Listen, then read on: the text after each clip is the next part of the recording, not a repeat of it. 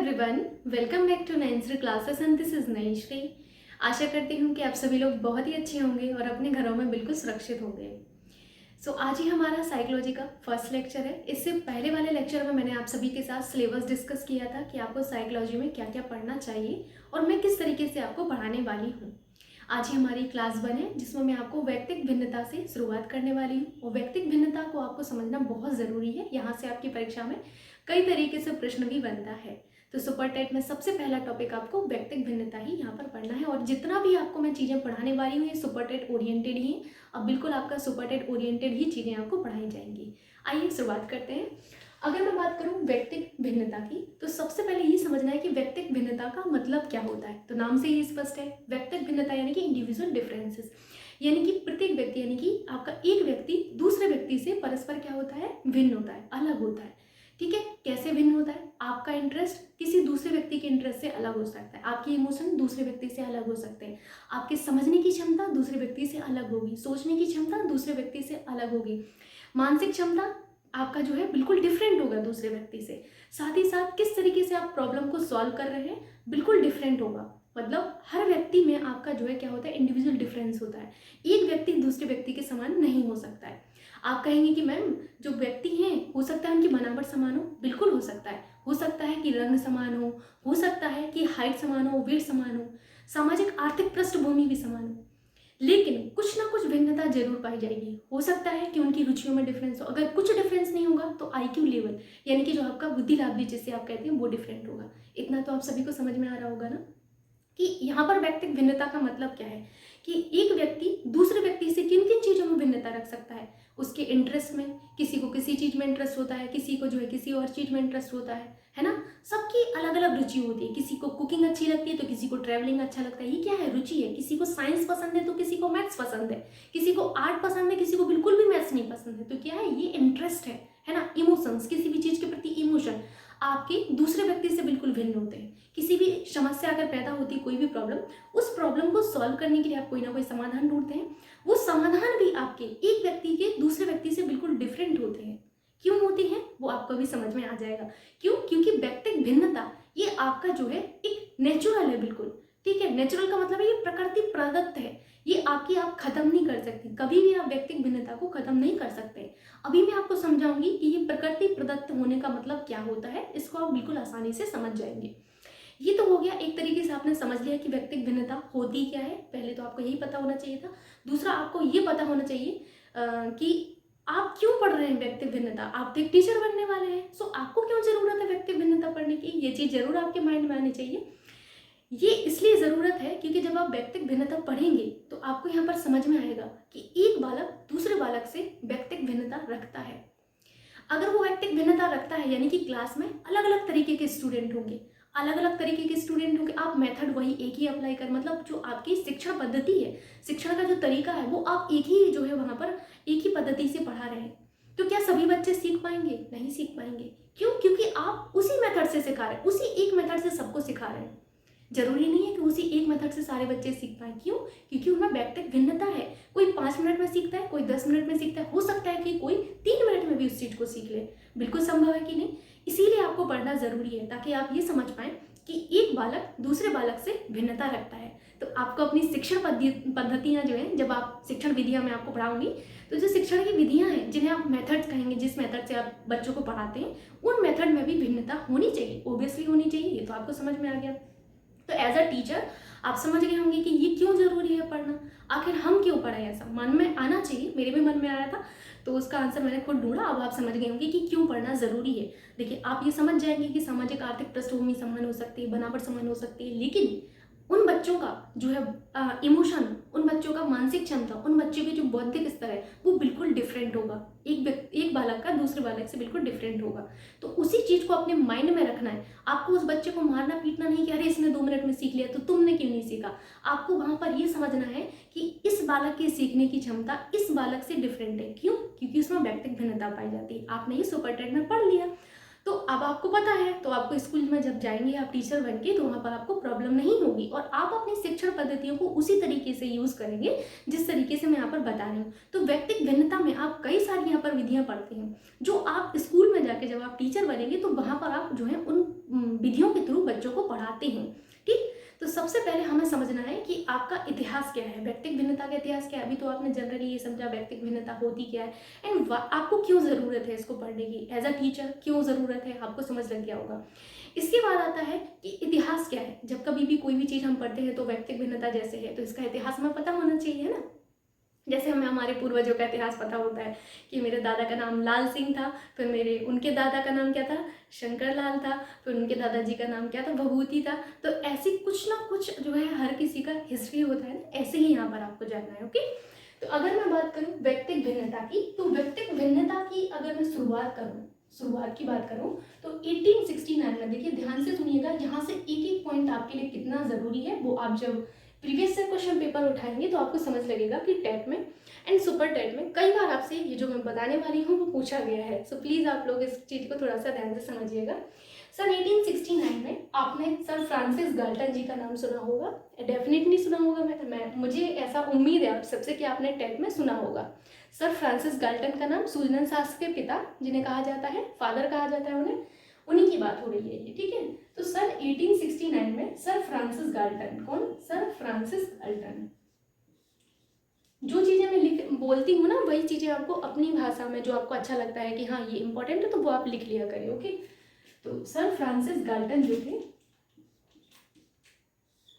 सन 1869 में sir Francis Galton की एक पुस्तक आई। उस पुस्तक का क्या नाम था, हेरिडिटी जीनियस। कौन सी पुस्तक थी, इनकी एक पुस्तक थी हेरिडिटी जीनियस। ठीक है,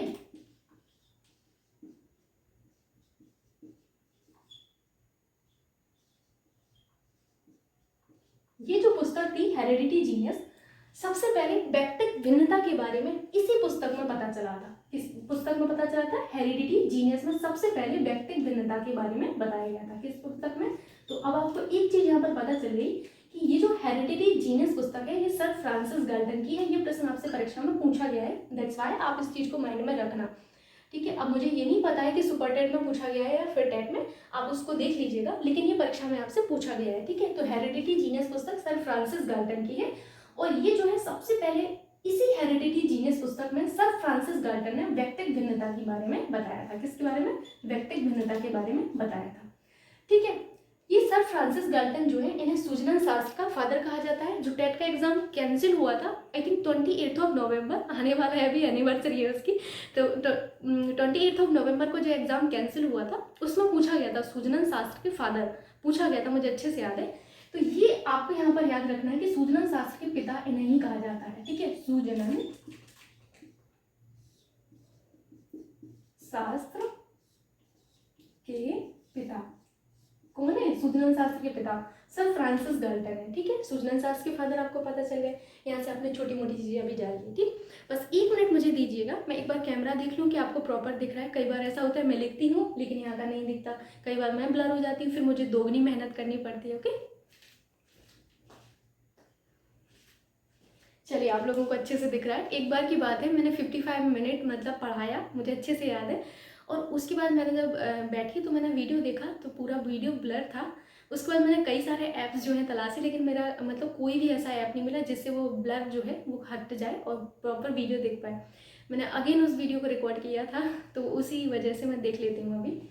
चलिए, इतना आपने सीख लिया कि सबसे पहले 1869 में सर फ्रांसिस जो गाल्टन थे, जो कि सूजन शास्त्र के फादर हैं, इनकी एक पुस्तक थी हेरिडिटी जीनियस। इस पुस्तक में व्यक्तिगत भिन्नता के बारे में पता लगा था। सबसे पहले किसने बात की थी, सर फ्रांसिस गाल्टन ने बात की थी। ठीक, इतना आपको समझ में आ गया, आया समझ में। इसके बाद आपका जो है 1890, ये देखिए चलता जाता है प्रोसेस। 1869 की बात है, फिर 1890 की बात है। 1890 में आपके एक जो है कैटल थे, कौन थे, कैटल। ठीक है, जेम्स कैटल, इनका पूरा नाम है जेम्स कैटल।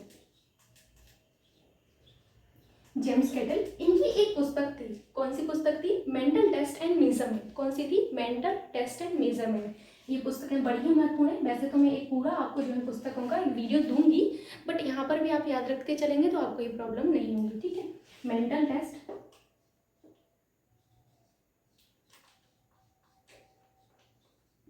एंड मेजरमेंट, ठीक है।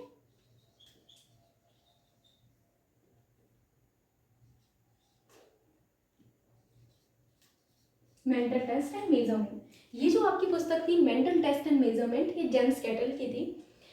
तो इस पुस्तक में सबसे पहले व्यक्तिक विभिन्नता का प्रामाणिक तौर पर अध्ययन किया गया। प्रामाणिक तौर पर अध्ययन का मतलब क्या है, मतलब मनोवैज्ञानिक स्तर पर इसका अध्ययन किया गया। तो वैज्ञानिक स्तर पर अगर आपसे पूछा जाए कभी भी प्रामाणिक तौर पर या फिर मनोवैज्ञानिक स्तर पर व्यक्तिक भिन्नता का अध्ययन किसने किया है, तो आपको अपने माइंड में रखना है जेम्स कैटल ने किया है, ठीक है। यहाँ पर आपको क्या याद रखना है, प्रामाणिक तौर पर अध्ययन किसने किया, प्रामाणिक।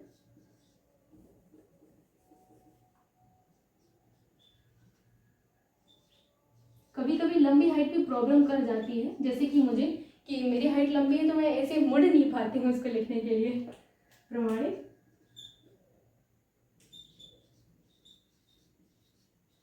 अध्ययन, प्रामाणिक अध्ययन कहें या वैज्ञानिक अध्ययन, आप कुछ भी कह सकते हैं।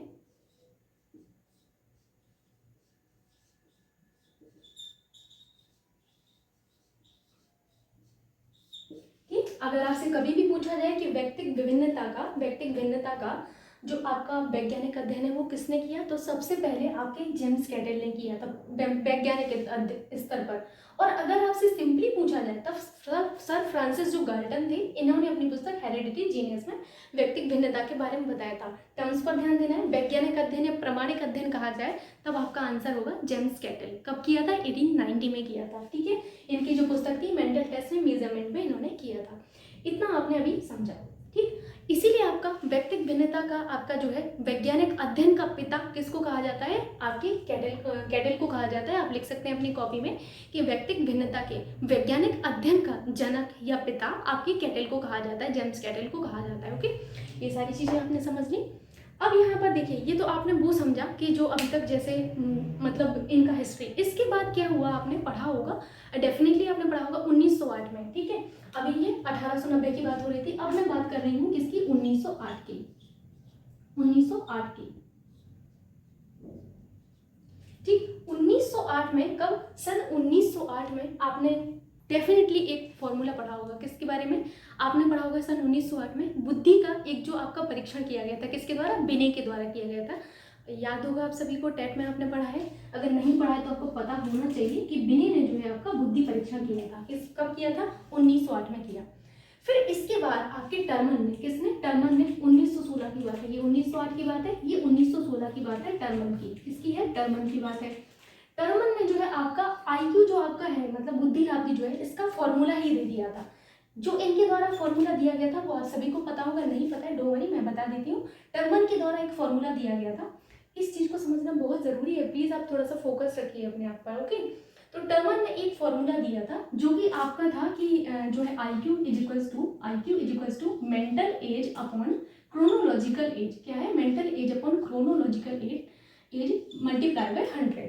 क्या दिया था इन्होंने फॉर्मूला, इन्होंने दिया था IQ is to mental age upon chronological age multiply by आपका क्या 100 इन्होंने दिया था। ये IQ का फॉर्मूला टर्मन ने दिया था, ठीक है। समझ गए इतना आप लोग।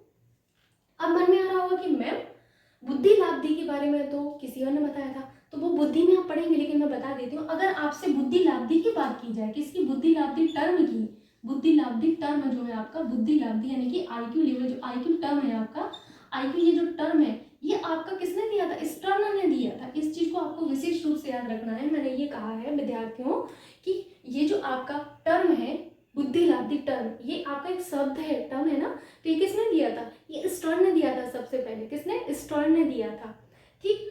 फिर इन्होंने ही बताया था कि IQ equals to 1 minute, IQ equals to आपका mental age upon chronological age आपका जो है, ये किसने दिया था, ये स्टर्न ने दिया था।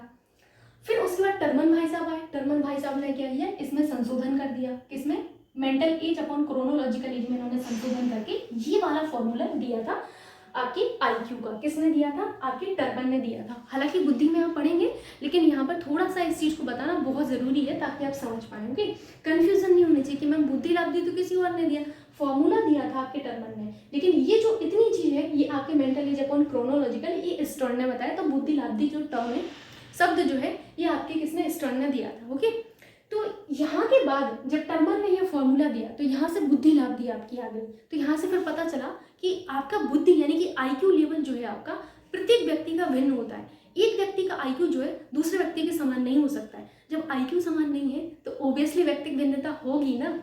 यानी कि यहाँ से फिर आपकी व्यक्तिगत भिन्नता का वैज्ञानिक अध्ययन हुआ है, वैज्ञानिक प्रमाण फिर यहाँ से मिलना शुरू हो गए। देखिए वैज्ञानिक प्रमाण यहाँ से मिले, लेकिन धीरे धीरे करके यही आपका जो है प्रोसेस चलती रही। और भी वैज्ञानिक मनोवैज्ञानिक है उनने भी बताया, तो इस तरीके से ये चलता रहा। तो यहाँ से प्रूफ हो गया, यहाँ से बिल्कुल सिद्ध हो गया कि व्यक्तिगत भिन्नता में आपका जो अगर बुद्धि लाभ ही डिफरेंट है तो व्यक्तिगत भिन्नता तो ऑब्वियसली होगी ही। जब आपका आईक्यू एक व्यक्ति का दूसरे व्यक्ति के समान नहीं हो सकता है तो आपकी व्यक्तिगत भिन्नता डिफरेंट मतलब व्यक्तिगत भिन्नता एग्जिस्ट करेगी, बिल्कुल होगी ना। इतना तो आप समझ गए। आईक्यू सेम तो नहीं होता है ना सभी का, बिल्कुल भी नहीं होता है ना। तो क्या हुआ यहाँ पर आपने समझ लिया कि हाँ व्यक्तिगत भिन्नता होगी। ठीक, अब मैंने आपको शुरुआत में एक बात बोली थी, मैंने बोला था कि आपकी व्यक्तिगत भिन्नता क्या है, प्रकृति प्रदत्त है, आप इसे नष्ट नहीं कर सकते, आप इसे डिस्ट्रॉय नहीं कर सकते हैं, बोला था ना कि नहीं। तो अब इसी को समझते हैं कि आखिर में ये क्या बात हुई ऐसी। ठीक है, आइए समझते हैं। इसको मैं हटा देती हूँ। अभी आप समझने के लिए बस जो जो चीज़ें आपको ठीक लगी हो वो आप नोट कर लिया करिए अपने आप से। ठीक है,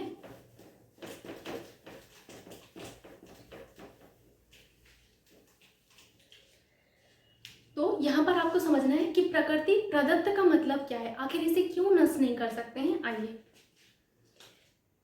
देखिए, आप सभी लोगों ने ये चीज पढ़ी होगी, लेकिन यहाँ पर थोड़ा सा और समझना इसको जरूरी है। आप लोगों ने पढ़ा होगा कि निषेचन के दौरान जो है आपका फीमेल से आपके ओवम का, किसका, ओवम का, ठीक है, और आपके मेल से जो है स्पर्म का जो है उत्सर्जन होता है, किसका, स्पर्म का उत्सर्जन होता है, और इससे जो है जाइगोट कोशिका का निर्माण होता है, किसका, जाइगोट कोशिका का निर्माण होता है। ठीक, इसके बाद जाइगोट कोशिका में आपके ब्लास्टोसिस्ट की प्रक्रिया होती है, किसकी, ब्लास्टोसिस्ट की।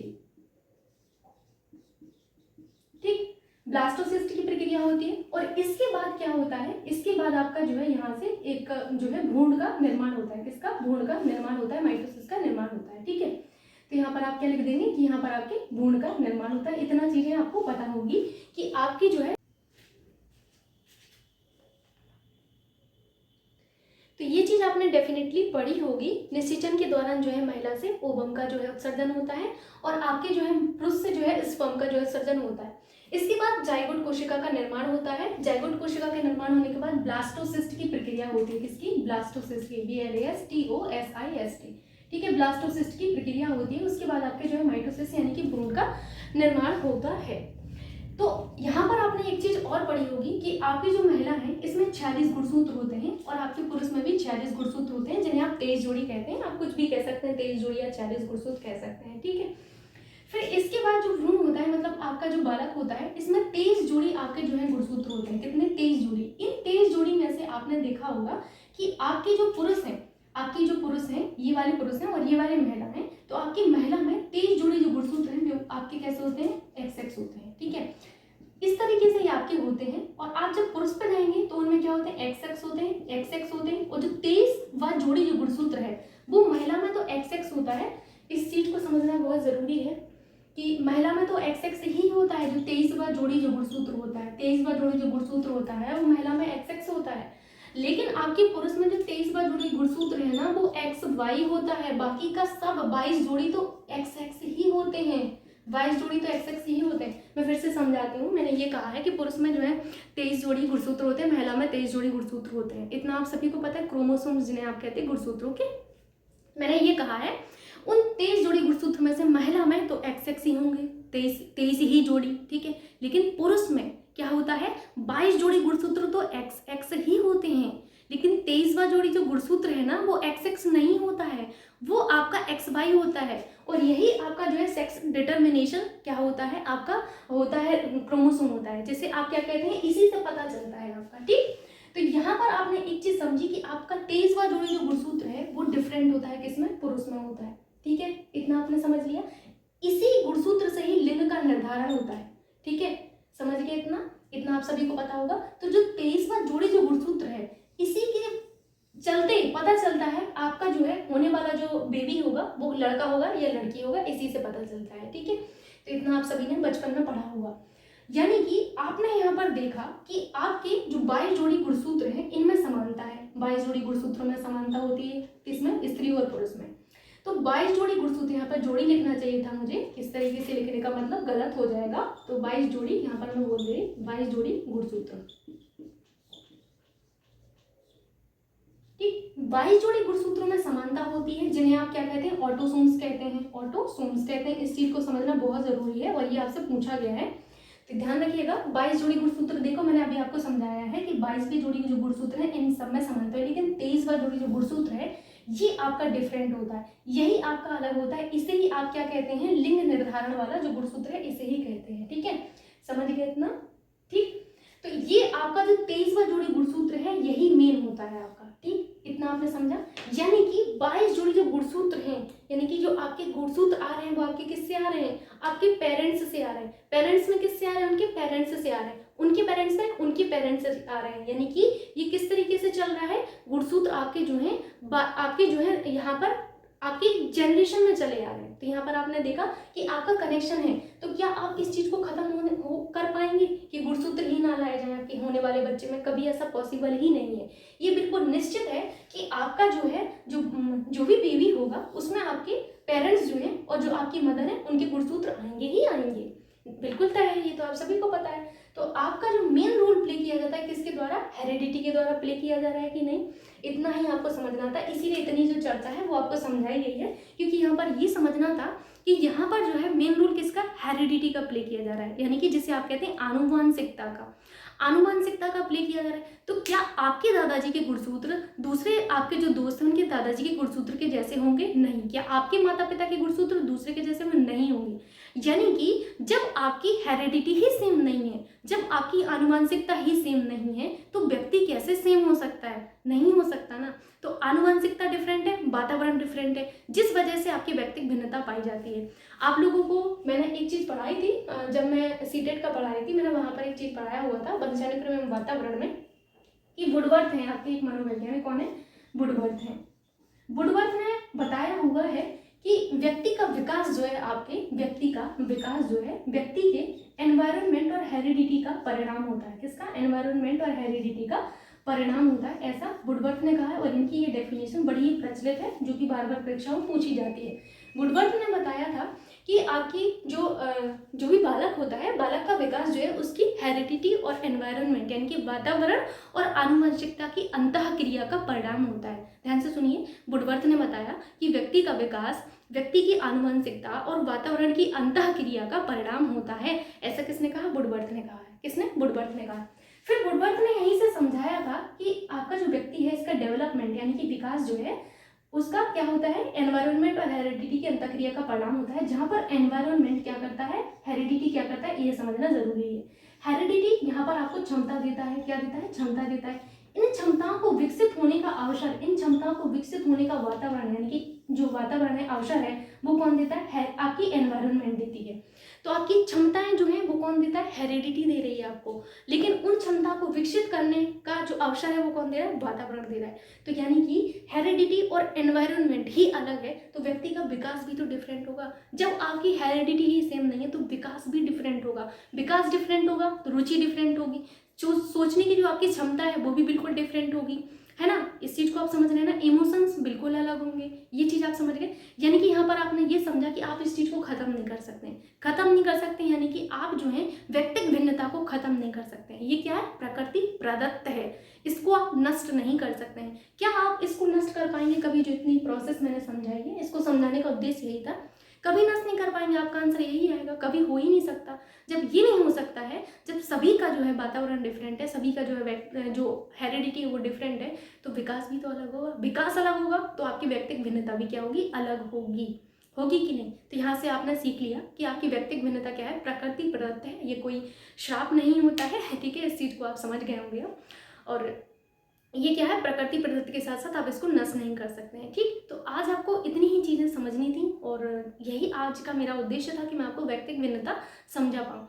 इसके बाद हम यहाँ पर अगले जो दिन होगा उसमें जो मतलब हमारा क्लास 2 होगा, जिसमें हम समझने वाले हैं व्यक्तिगत भिन्नता के लिए आप जो विधियाँ पढ़ते हैं वो हम यहाँ पर पढ़ने वाले शिक्षण विधियाँ, वो बहुत ही इंपॉर्टेंट हैं आपके लिए और उनसे आपकी परीक्षा में कई तरीके से प्रश्न भी बनता है। सो कल के लेक्चर में भी कंटिन्यू रहिएगा और आशा करती हूँ कि आज का ये वीडियो जो कि हमारा पहला क्लास था साइकोलॉजी का वो आपको समझ में आया होगा। यदि आपको वीडियो अच्छा लगता है तो रिक्वेस्ट एक ही होती है कि वीडियो को लाइक करना और अंत में शेयर करना ना भूलिएगा। Thank you so much.